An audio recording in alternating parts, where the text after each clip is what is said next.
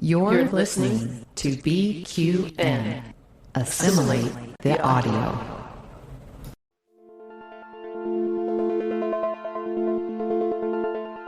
Infinite diversity.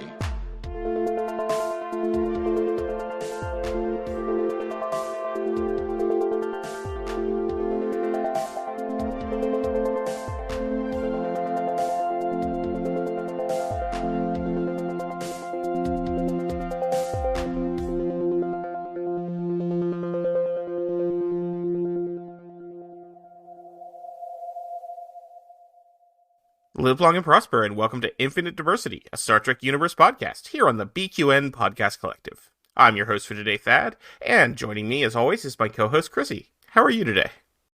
I'm good. Do you think selling new kinds of shampoo to a pre-warp culture violates the Prime Directive?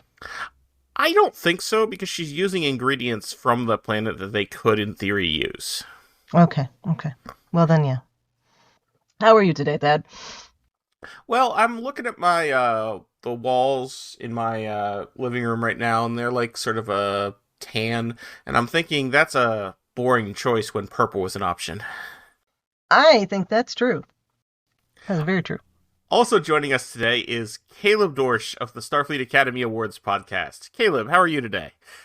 I'm good. I've been working really hard on this holiday break to make a nice hand crank to power my Android heads, so I'm doing good. Nice. That is time well spent. Definitely. Before we jump into our topic for the day, we'd like to take a moment to thank our Patreon patrons who make our show possible, particularly our associate producers, Carl Wonders and Chrissie De Clerck-Szilagyi. Listeners, you can hear your name listed as one of our associate producers for a monthly subscription of just $10. And your subscription of any amount at patreon.com/BQN keeps all of the shows on the network ad-free. All right, I do not believe we have any news whatsoever. Nothing has happened in the Star Trek universe other than a new episode of Lower Decks. Nice calm week. That's good. Mm-hmm. Well, it was a holiday week, so that helps. Yeah, that does. One thing I'm thankful for is Star Trek. Yes, for sure. So, Star Trek Lower Decks, Season 5, Episode 7, Fully Dilated. Which I'm actually not sure where the title comes from. The time dilation. I had trouble with that too. Okay. Until the third time I watched it, I went, oh, duh. Okay, yeah, so not maybe the best titling, but... I mean, they wanted to go with the sex joke. Yes, for sure.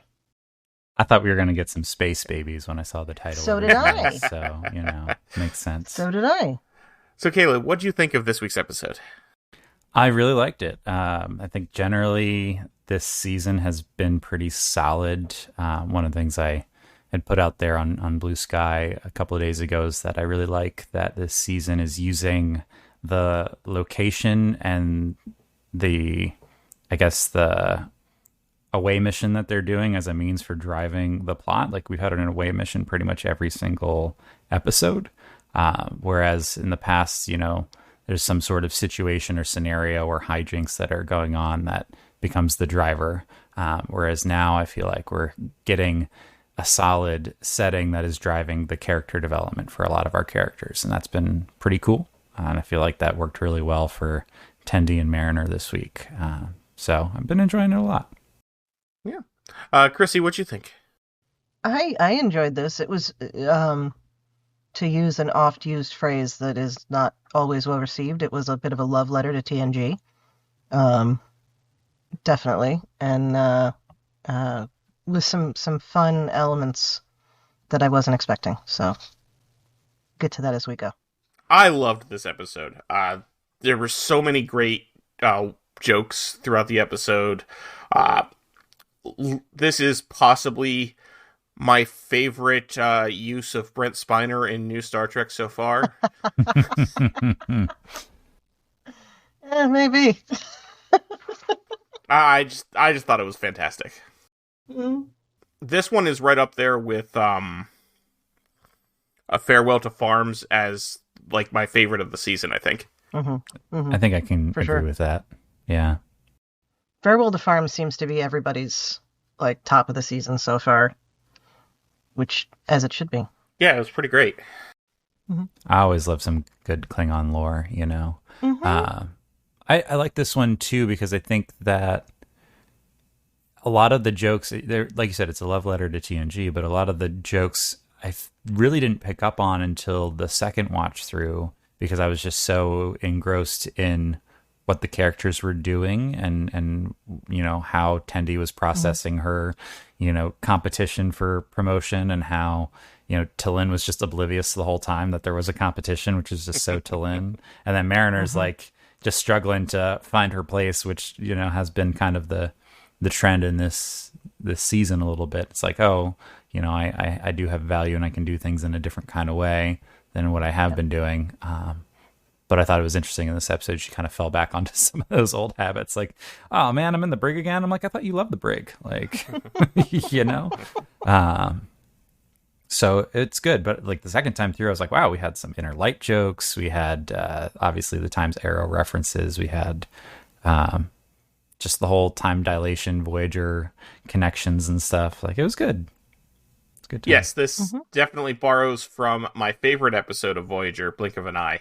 And I very much enjoyed the Tendi T'Lyn competition where T'Lyn doesn't know, and Rutherford sums it up at the very beginning with Vulcans probably just forget about feelings. Yeah. They intend to. The Cerritos is still closing and dealing with rifts to different dimensions. I'm sure we will find out the story about that. I think we'll start to find that out next week, probably, because we only have we have 3 episodes left, so maybe 2 weeks. We'll see.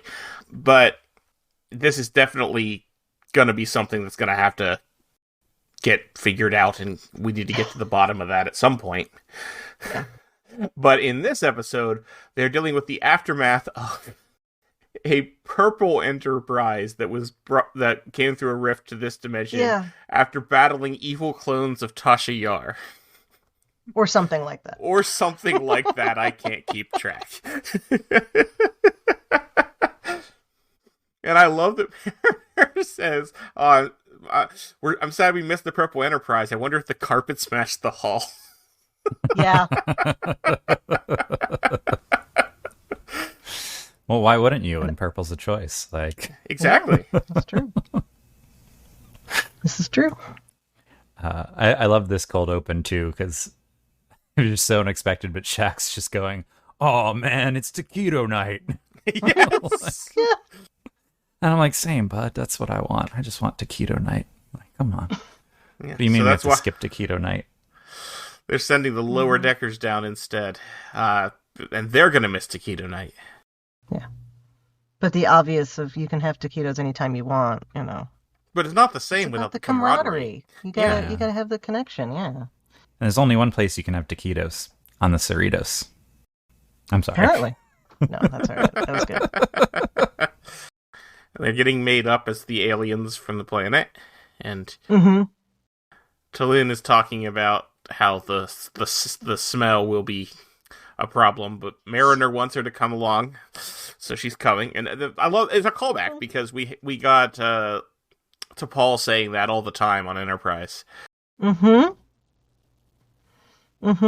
T'Ana just being mad about being a glorified plastic surgeon, which is another just joke because this is how it always worked on Star Trek, that the doctor would.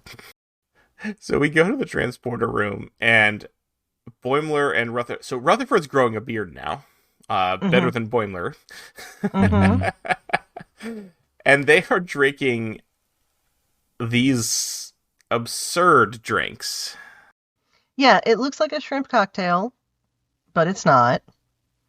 And they give it a name, actually, and I meant to look it up and I forgot. Micheladas. Which I think are real. With all the fixins.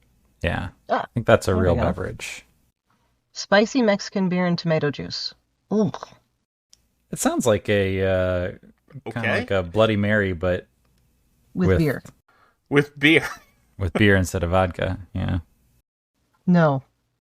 Well, I don't like tomato juice, so it's a no from me altogether. But yes, beer, lime juice, assorted sauces, often chili-based, spices, chili pepper, and tomato juice. That sounds like it would make a lovely tomato soup that I would have with a grilled cheese sandwich. That's fair. But not a drink. Yeah, and that the drinks feature ostentatious skewers, which is uncharacteristic for either of them to drink something that features such ostentatious skewers. That's true. Which the skewers have shrimp, limes, and, of course, Starfleet Deltas on them. Yes. Get some of those. And I do like that Mariner is like, you are plagiarizing someone's vibe, and I will not stand for it, because they got it from the from that pad from Alternate Universe Boimler. Oh, I did not make that connection. That makes sense. I was like, why are they drinking these all of a sudden? There's a real quick flash. You can see on the pad a picture of them drinking them. Yeah. Okay. All right. Yep. I like that that's been the little through line for Boimler this season. Yes. I'm also questioning, like, from a timeline perspective, how long of a stretch of time these 7 episodes have gone, because yes, Boimler's been growing this beard the whole time, and it is getting progressively more hairy over the course of the 7 episodes. But also, unless he really just sucks at growing a beard, is all of this happening in like a 3-week span? That's what I'm kind of wondering. I guess honestly, it has what to be Boimler looks like right there is about me after 2 months. That's fair. That's fair. I mean, the only difference is I do grow this little connecting bit between the mustache and the goatee, but like the sides of my face would look just like Boimler. Yeah, that's fair. That's fair. Okay. All right, so maybe a month and a half, 2 months. That sounds about right. Yeah. That sounds about right. Well, we are beaming them down to the planet with the time dilation, so 1 second is 1 week. 1 week, and they accidentally spill their micheladas on the console. Oh my God. Of course. So the time you told me to tell me that they've been down there a month. Oh no! The time I told you to tell you, I told you that they've been down another month. Another month. Yeah. Is this the only transporter room on the Cerritos? Couldn't they just like call over to transporter room 2 and ask them to beam them up? And also, can't they just ask the computer to do it? I didn't even consider that. You know, the entire premise of the Chief O'Brien at Work series. Yeah. Well, they're not thinking straight because they've been drinking tomato beer. The name of the planet caught my ear, Dilmer, which made me wonder if it was named for Kevin Dillmore. Oh, maybe. But I couldn't find anything that said one way or the other, and Trek Core's on vacation this week, so we don't have that to tell us. Yerk didn't say either, so yeah, I guess we'll never know. All right, then I'm going to say it here. That's my headcanon. Okay. Yep. I love the idea that we have all of this modern technology, including Elkar's pads that we have seen people sit on that can't handle having a drink spilled on it. Yeah, because like Riker's just like straight up sat on the tactical console, and he doesn't like blow anything up when he does that. Yeah. Or does he? Yeah, he does. Yeah, that's true. I mean, like, if it is a haptic interface, right? Like, I would think that liquid would cause some sort of issue there, but that's a fair point. If I sit on my iPhone, nothing happens. But if I spill water on my phone, good luck trying to use it until it's dry. Right. True. Yeah. Okay. I'll give you that. Like if you ever tried to use your phone with wet fingers, it's a nightmare. Yeah. No, you can't. Yeah, that's true. Tries to zoom everything in times 1,000, and it'll zoom in and out really fast. Then it's like, what is happening here? It gets very confused. I do like when they beam down to the planet. They're next to a rock formation that looks very much like Vasquez rocks. Yes, I didn't catch that. Oh, that's good. I didn't catch that. The attention to detail, as I have said many times and will continue to say, is just wonderful. Yeah. Wonderful. Yeah, and this planet, the city on the planet feels very much like the kind of place they would go in TOS. Mm-hmm. I mean, we even have the different colored sky. Right. Yep. And it has the Paramount backlot feel to it. Yeah. Mm-hmm. Yeah. Feels kind of like that town. Is it the town in Miri a little bit? Yeah. I was thinking Return of the Archons, but I think that was that same works. set. Return of That's the the one I Archons was thinking of. I works couldn't too. think of the name of the episode. Yeah. Yeah. And the jail looks like the one from All Our Yesterdays. Yes. A bit. Yeah. Oh, nice. I didn't. Which was also the jail Seen from that Return one. of the Archons. True. True. You mean they just have standing sets that they just recycled over and over? What? They weren't even Star Trek sets. They were just going onto the Paramount lot and Lot using and the using whatever sets they they had. used for the Westerns. I know. Yep. So then it probably was also Inspector of the Gun, right? Well, Spectre of the Gun didn't have fully built sets, though. That's That fair. was the whole point. Yeah. Yeah. But yes. And I like as soon as they get down, they're walking in the town, and Tendy's like, "Oh my god, they have bricks." Yeah. She's like, "All right, calm down. Like, let's not look too weird here." And this is when we meet Snell, our resident lurker. Yeah. I thought the voice actor for Snell was really good. Yes. have not heard of this guy before. Yes. But There's he's at good. one point he like says something, and then like he realized like he forgot to be creepy enough, so he like pops his head back up and goes, "Ah." Yes. Which reminded me of the Ferengi that we meet in the first episode. Oh yeah, That yeah. Quimp. Yeah. He's even doing the Ferengi He's even thing doing with the his hand hands. thing. Very Ferengi inspired voice rendition for sure. Yes. Yeah. So they find where a shuttle crashed, and most of it has been vaporized, and they vaporize the other evidence, but they find Purple Data's head. Which the whole thing too, they point out, and it's really funny. They're like, "Well, this thing has probably been here for like literal decades at this point Yes. because of the time dilation." Right. So it's like, how do you know that it hasn't already caused a problem? And how did no one just find this massive crater that's just been chilling here? And if Snell is such a lurker, you know, like, why? It's an excellent question. Why wouldn't that have been? I don't know. Kira. Well, you know, for plot reasons, Caleb, plot reasons. Well, yeah, always. Always. And yeah, I love that when Snell finds them in the crater, he asks what's behind Tendy's back.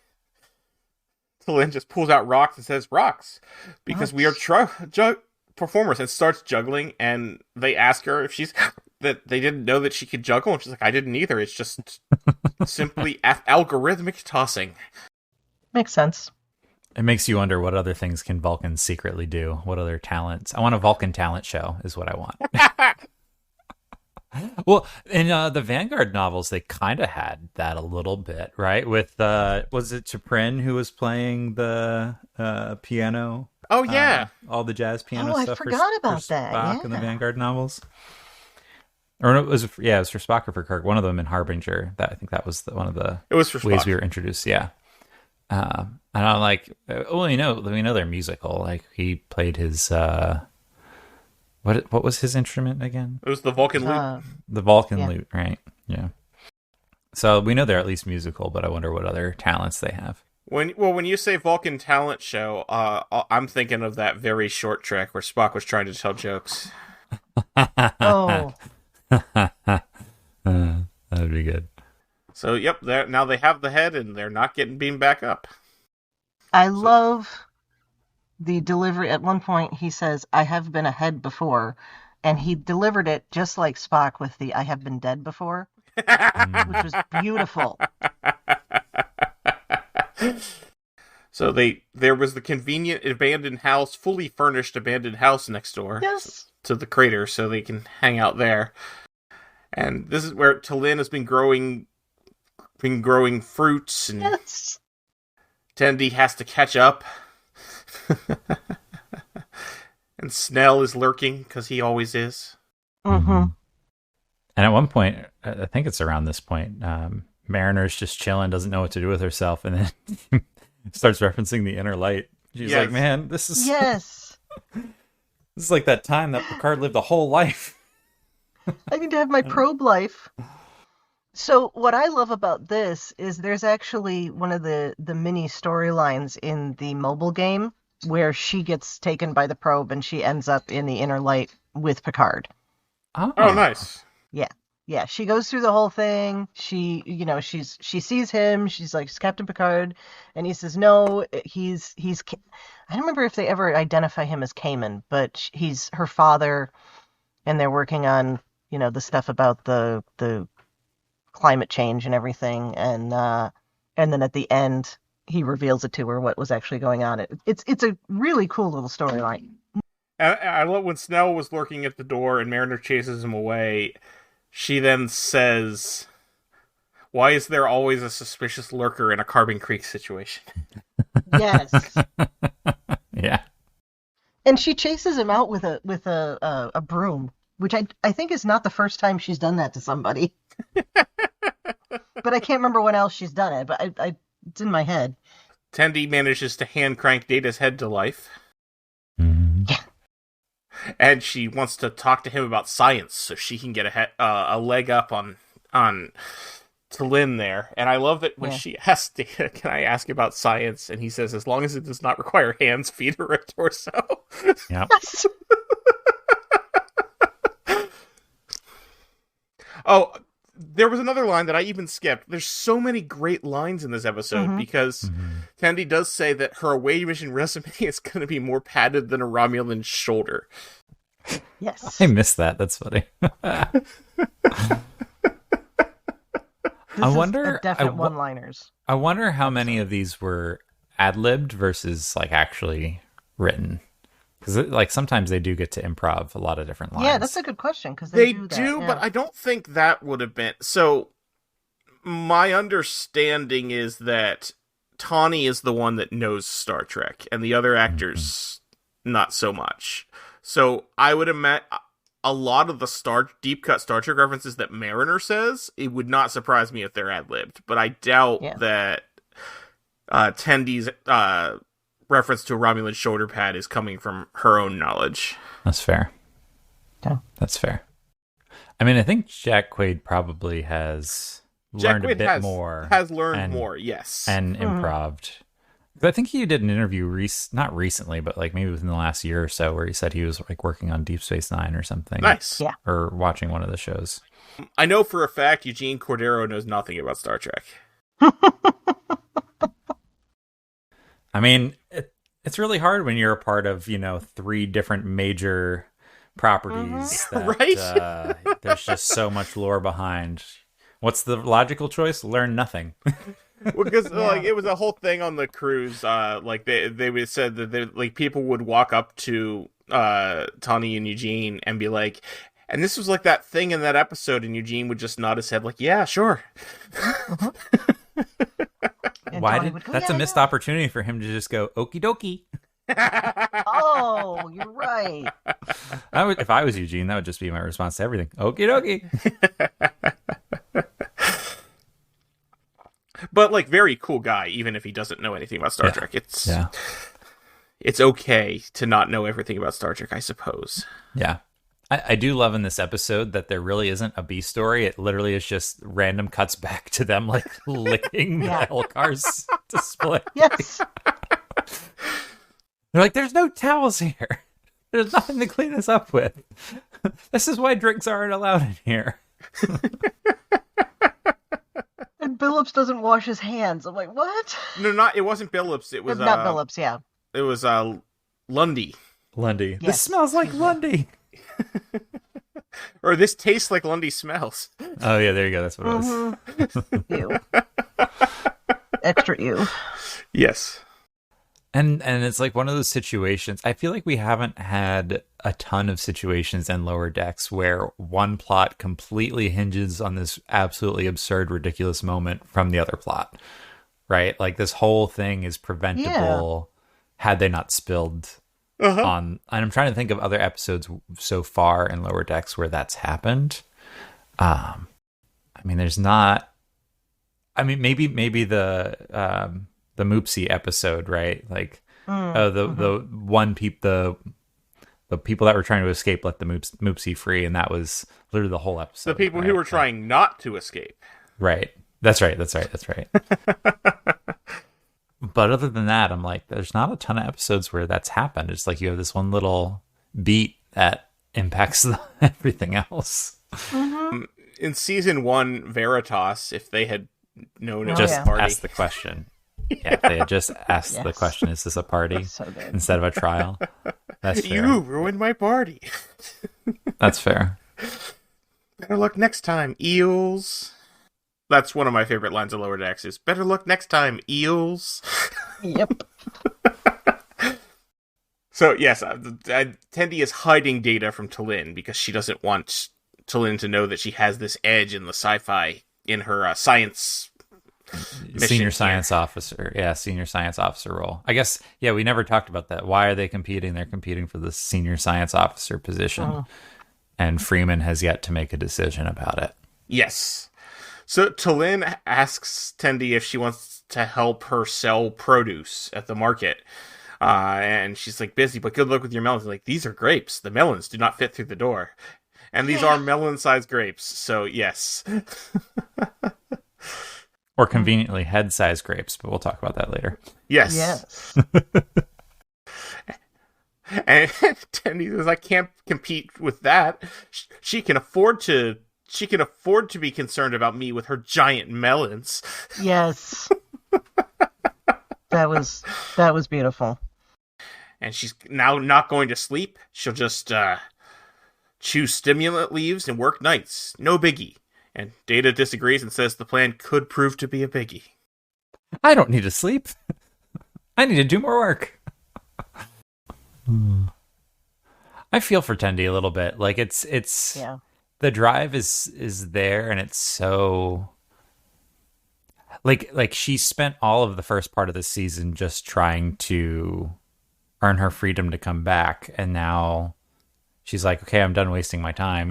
Let's reach for as high as we can reach. And it's just like there's one theme with Tendi where I feel like her own drive is getting in her own way for actually like being able to succeed. And so like I'm wondering when she'll recognize that she's pushing herself too hard. And yeah I think to some extent she's got to get out of the Orion mindset, of everything being a competition. At least that's what I got out of this one. So while Tendi and T'Lyn are having the science competition that only one of them knows about, Mariner is trying to live life to the fullest. She goes to a bar and accidentally pokes somebody in the eye with her horn and gets sent to jail for 2 months. Yeah. She was just trying to talk the guy up, too. And it's just like, how? And as she's leaving jail, she says, 2 months for an eye poke. That is some Edo level bullshit. Yes! Which I don't think is the first time she's mentioned the Edo. So then she's trying to find a way to like be famous and save everybody, so she puts out the Eternal Flame. Oh, that's right. The Eternal Flame. I was like, then she did something almost immediately after and got thrown back into jail. Yes. I'm trying to think, is there another Star Trek episode where something like that has happened? Probably, but I'm just thinking like what would the equivalent be? Because it feels like a reference. Putting out the Eternal Flame. Yeah. I don't know about putting out the Eternal Flame. Yeah, I don't have anything immediate to come to mind with that. Definitely there are Star Trek episodes where they do something that they think is helpful and it's not. That's certainly a trend. I like she makes a flute out of soap. That's a little... And it turns out the real adventure for Mariner was the friends she made along the way. Always is. To the journey. Everyone in jail loves Big Mare. And 2 of us are murderers. 2 of us are murderers. I don't want to know that. And when she's let out, she's like, can my friends come out too? No. Oh. Well, I tried. Yeah. So they finally get the signal that the transporter is ready, but Snell is lurking. Mm-hmm. And I love Talin's, like, I've made this hair tonic, and we are rich. Just very matter of fact. Yeah, so Snell ties up Talin and Tendi and goes off to come back with an angry mob. And that's when he, like, disappears down the stairs and then comes back up just to go,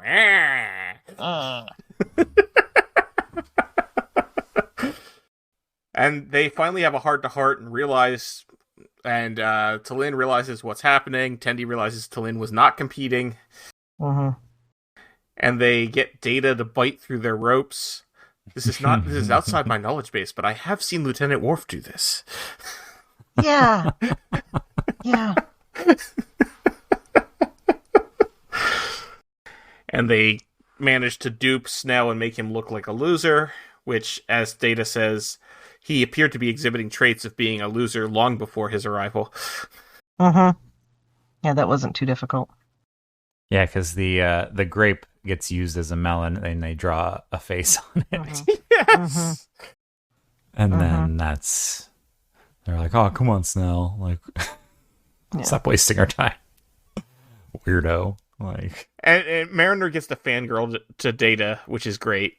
She's like, Yeah, that's adorable. uh-huh. mhm. And she's like, are you sure you don't want to stay in our dimension? No, I have to get back to Geordi. He is my best friend. Respect. I'd go back for Geordi, too. Mm-hmm. Aw. Mm-hmm. And that part, I do wonder how much of that conversation was ad-libbed between I feel like that might have been ad-libbed. Tommy and Brent. Yeah. Yeah. Like, I wonder if they got them in the studio at the same day and they just kind of did their Oh, that would thing. be That great. would be beautiful, yeah. Yeah. Yeah. So Data's head then convinces Captain Freeman to make the science officer a joint position, Yeah. which was the obvious conclusion to this the whole time. Mm-hmm. Mm-hmm. Right. And a good one. I think they both work better together. They both have a lot to offer, and they make a great team. So it's... I can't say the same for Rutherford and Boimler making a great team, but... Yeah, they're something. They do owe them big time. Yes. And I hope we see that followed through on. Data makes a joke about having to wait in the cave with Captain Picard. And he says until some guy with... I thought he said until some guy in a silver suit rescued them. Which... It was Captain Picard and some guy in a silver suit. I assume they mean like one of the like scientists that discovered, the archaeologists that found the head in the first place. And that's what I thought too. But then I was like, but if he's in the cavern with the guy in the silver suit, maybe I was overthinking it. But I think it was just a reference to the random silver the silver suit that so many of the like scientists wore in TNG. Yeah. Yeah. You were probably right there. And Mariner's now playing her flute, which is terrible. Poorly. Mm-hmm. You don't know how to play that. It's not a subtle instrument. Yeah, I do like as they are packing up Brent's head, they're using the same kind of missile silo that they did to send off Spock to the Genesis planet. Yeah. Mm-hmm. So let's just, shoot this head through a fissure and call it a day. Hope it gets back to where it's supposed to be. Right. And that would be the end of Fully Dilated. Mm-hmm. Fantastic episode. Mm-hmm.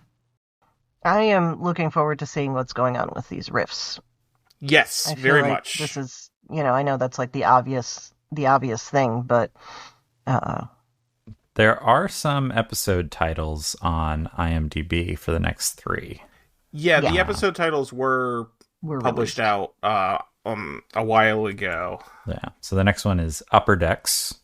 Yeah. And then we have Fissure Quest, and then the new Next Generation is the series. So Fissure Quest will probably be Fissure Quest is when we'll finally find out what's happening, I think. Sort of like last season where it was like a 2-parter at the end. Mm-hmm. Yeah. But I'm curious about Upper Decks because I feel like it might be where they all kind of reach their Lower Decks conclusion, I guess, as in terms Oh, of their you arcs. think they're getting promoted? I think Oh. if they, because we already had Tendi and T'Lyn this time with senior science officers, so I That's would true. think that Yeah. the other three are probably going to have some sort of concluding part Yeah, there. that would make sense. And I don't know if that would be good for Boimler because it'll prove to him that he was right to do what he was doing. I know. Watch Boimler being the only one not promoted. Oh God, yeah. It would hurt me a little bit, but if the finale is the new Next Generation, I'm wondering if that's a reference to new Lower Deckers that they have to take under their wing now that they're all like senior science officers. You know, Oh, not senior science officers, but senior officers. I like That would be that. an I hadn't interesting- thought about it. Yeah. Way to kind of end things. It's like, all right, 5 seasons of growth is a lot for Lower Deckers, so Yeah. still sad, but you know. Yeah. I mean, Geordie LaForge went from a junior officer to chief engineer in 3 seasons, so... Yeah. That's true. No, it was 1 season. What am I talking about? Season 1, it was season 2 when he was chief engineer. Yeah, you're right. He went from lieutenant junior grade, but to full lieutenant in season 2 as chief engineer, and then he was lieutenant commander in season 3. That's what I think that's what I was thinking. Probably what you were thinking. But, All right. Well, anything else we haven't covered about this week's episode? I didn't think of anything. It's a short one, but pretty straightforward. It was. I mean, it was basically one storyline with a couple of intercuts back to the other. And I think this one will become sort of like a like quintessential Lower Decks episode. Like you watch this, you have a good idea what the show is. That's a good point. Yeah. Yeah. I mean, it's got story, it's got character advancement, it's got a lot of references. And actually, if anything, I have felt like this season has been more reference light than some of the previous seasons. Yeah, I think so. I mean, we've had some episodes that were full of them. Like Starbase 80, obviously. Right. Yeah. Right. Yeah. But even this one, like I feel like this was had a bit more on the reference side than what we've seen this season. But it still accomplished the goals the other episodes had, which is driving the character arcs forward and using the setting to do so. I mean, like Farewell to Farms treaded a lot of new ground. Shades of Green and Dos Cerritos treaded new ground, right, with a lot of the Orion stuff that they were wrapping up and fleshing out. And I mean, the Best Exotic Nanite Hotel was just weird. It was good, but it was weird. Yeah. But I don't know exactly if that was pushed Mariner's character along. Yeah, I mean, other than like the Badmiral trope, you know, there's not a whole lot that was very referential in that episode. There was the alien with the genitals in a different place. That was a reference. Yes. That was a reference. And the, I do like the vibe The tubes. ones That who was don't like new. to see eating. You know. Yes, the Cretaceans. Yeah. So, but overall, it's been a solid season. I feel like it's And the really Gallimites. found. Yeah, it's really found its home base. You know. I was just watching the Delta Flyers that are talking about the episode where the Gallimites are first mentioned, and they're saying how they're disappointed that they never get to see it. Well, now they do. Now you can. Yep. All right. Well, we've got 3 episodes left. Boo! Yeah, Yeah, and then a break, and then a movie. So that's true. Oh, that's right. I keep forgetting Section 31's coming out in like January? Yeah. Mhm. Like End end of of January. January. End But of yes. January, and then we don't have any new Star Trek until whenever Strange New Worlds comes back, which will probably be end of April. But Yeah, that's still so far away. April or May, probably. If they yeah. followed the traditional timeline. They may push it back a little farther. We'll see. yeah. That means we Boo on will them have for gone ending almost. with a cliffhanger during a writer's strike. Yeah, that means we'll have gone almost 12 months know. without an episode of live action Star Trek. I know Section 31 will count as live action Star Trek, but it'll be a movie and not an episode. Well, interesting. Technically, if you think it's of it not that way, but 2005 to 2016, so. Okay, but the technicality of that statement is doing a lot of weight there, Caleb, because we will have gotten 30 episodes of animated Star Trek in between. Fair. I know, but it's last live action we had was Discovery Season 5. I know, I'm just saying. Like, it just feels like this drought of Star Trek. We were so spoiled back in, what was it, 2022? Yeah, we were. When we had Star Trek almost every week, that was great. It was a lot of work for us. Less so for podcasting, but great for, you know. I know. Now I just need to get my Star Trek fix by reading books, which is fine. Just there's a lot rewatching old episodes. You know, I just finished the Enigma Tales, and that was good. Oh, very much. Is there a bad Una McCormick novel? No. Oh no. And the ones that have Garrick in them are always a hit. So Oh yeah. This one also had Pulaski in it too. I did. Second Self was good. Second Self was good. Although I was. Oh, Asylum? The new one. Asylum is great. Yeah, it is. It's so good. I have to check that out. It's on my list. I put it on my Christmas list, so we'll see if it shows up. Caleb, thank you so much for joining us today. Where can listeners find you online? Do you have any work you want to mention? For right now, my new home base is on Blue Sky. I am still technically on X. The account is there, but I put it on private and I don't check it. So if you send me a DM on Twitter, X, garbage place, the bad place, there we go. We'll just call it the bad place. Probably I won't see it for a while, but Blue Sky is where it's at. Same handle at roguemog.bsky.social.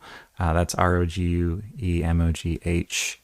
And that's where I've just been hanging out. And it's been a breath of fresh air over there. So come to the bluer skies. Yeah, since I stopped going to Twitter, I've noticed my mental health has increased markedly. That's good. The moderation that you can do on Blue Sky is way better than anything I've ever seen on any other social media platform. So it's great. Yeah, and the smart block lists are amazing. Yeah. And most of Trek Twitter has migrated over at this point. Yes. If you are unaware, so that is now the place to be. In the weeks since the election, it has ballooned in popularity all across the board, but specifically Trek Twitter is now fully ensconced in Blue Sky, and it's great. Yep. All right. Chrissy, where can people find you when you're not growing enormous vegetables? All right. Well, in addition to Hearing Infinite Diversity, you can find me on History with the Szilagys here on the BQN, that history short podcast I do with my fellow historian partner Jason. And I'm also happy to chat about our shows on the BQN Collective on Facebook. And I am on Blue Sky primarily, but the various socials as the Goddess Livia, that's TheGoddessLivia, where you can see my opinions about Star Trek history and leftist politics. Thad, where can people find you when you're not lurking to look for technology that is not appropriate to your time? Oh, I would definitely do that. Me too. And best place to find me, similar to Caleb, I am on Blue Sky now. I am basically not on Twitter. It's where all the cool Trekkies are hanging out. Come join us. I am at Tyrannicus. That's TYRANICUS. You can also hear me on the podcast I do with my friend Carl called License to Spiel. That's license spelled with a C like the British do it. Where we started out talking about James Bond, and now we talk about other movies and TV shows. We are currently going through Columbo. And don't forget about all of our other great shows on the BQN. Here's a recording of Amy to tell you all about them.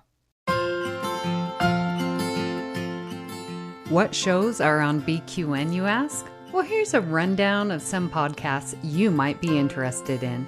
All Good Things, a Star Trek Universe podcast covering all of Trek, hosted by Amy, Mark, Christos, Kelvin, and Kristen. Whether you've got Xbox or Nintendo, check out Bargain Bin Gamer, a YouTube show hosted by Davey, a self-proclaimed gamer who specializes in reviewing and showcasing affordable video games. 2 episodes enter the arena, 1 comes out victorious. Join hosts Joe and Kevin and a guest as they debate which should win the Batleth battle. Grab your popcorn as you listen to Cinema Z, a film discussion and review podcast showcasing films you probably missed but should definitely check out. Hosted by Mark and Matt. Don your apron for The Food Replicator, where Matthew eats and drinks his way through the Star Trek cocktail and 3 cookbooks. Beam aboard Galaxy Class, a Star Trek Next Generation podcast covering all of TNG, hosted by Steven. In order to not repeat it, listen to History with the Szilagys, a snippet of historical events from around the world, hosted by Chrissie and Jason. For the newest Trek coverage, check out Infinite Diversity, hosted by Chrissie and Thad. Curl up with a good book and delve into Beta Canon with Peter, host of the online Trek Book Club on Twitter, and his new companion, Trek Book Club podcast. Test your Trek knowledge with Treksperts Quiz, a Star Trek quiz show hosted and written by Davey. Whether you're a member of Starfleet Federation or Planetary Union, go check out Union Federation, covering current Star Trek and the Orville, which we all know is really a Trek show, hosted by Kyle, Kevin, Amy, and Haley.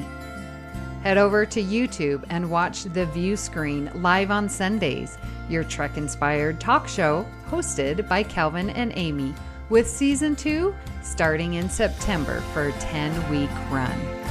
Spill the tea with Christos while he discusses current Trek news and events and explores the world of fandom via guest interviews, all with a LGBTQIA+ perspective on what's the tea about.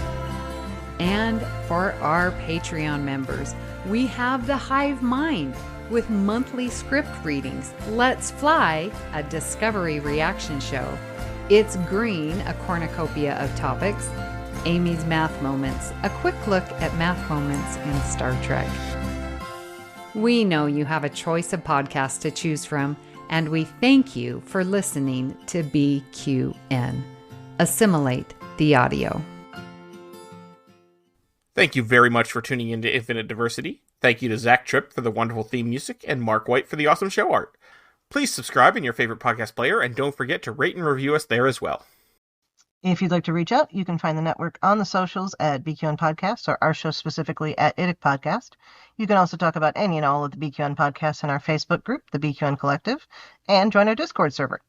When you next hear from us, we'll be talking about the 8th episode of the final season of Lower Decks, called Upper Decks. Until then, we bid you peace and long life.